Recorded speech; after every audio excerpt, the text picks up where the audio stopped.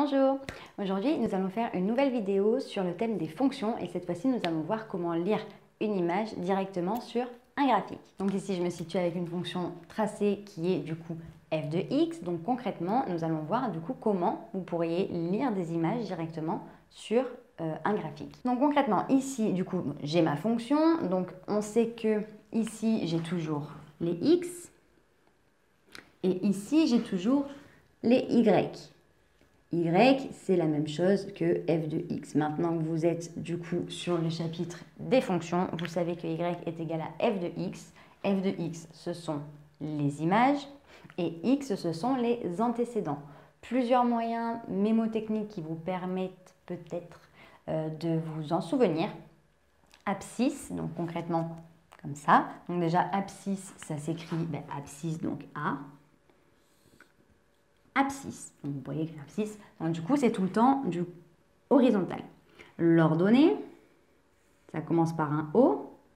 Je peux faire une flèche vers le haut. Donc en fait, c'est celle qui est vers le haut, donc la verticale qui représente l'ordonnée. Et en plus de ça, abscisse, je peux dire abscix par un défaut de langage, mais donc du coup abscix qui me permet de me dire que du coup les x sont sur les abscisses. Donc c'est une petite aparté moyen mémotechnique. Si ça vous convient, c'est très bien. Si ça ne vous convient pas, la retenez pas. Donc là, pour pouvoir du coup lire les images, concrètement, c'est qu'initialement, j'ai les antécédents. Donc si je vous dis par exemple, lire l'image de 1, ça veut dire quand x vaut 1, combien fait ma fonction? Donc concrètement, où se situe mon trait bleu?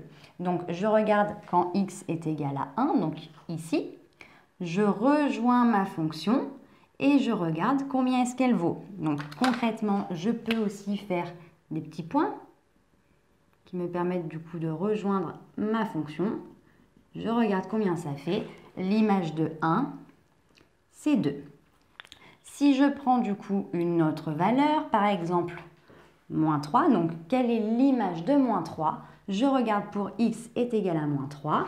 Je rejoins ma fonction, donc j'essaye de le faire le plus vertical possible. Donc ici, je regarde combien fait ma fonction ici. Et bien du coup, l'image de moins 3, c'est moins 2, car du coup, quand x est égal à moins 3, ma fonction ici fait moins 2.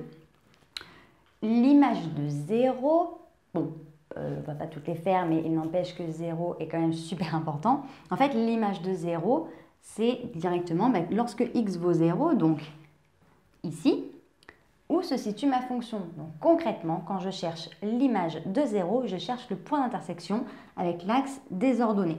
Donc je regarde le point d'intersection avec l'axe des ordonnées, c'est ici, et bien du coup, l'image de 0, c'est 1. Rien de plus du coup à savoir.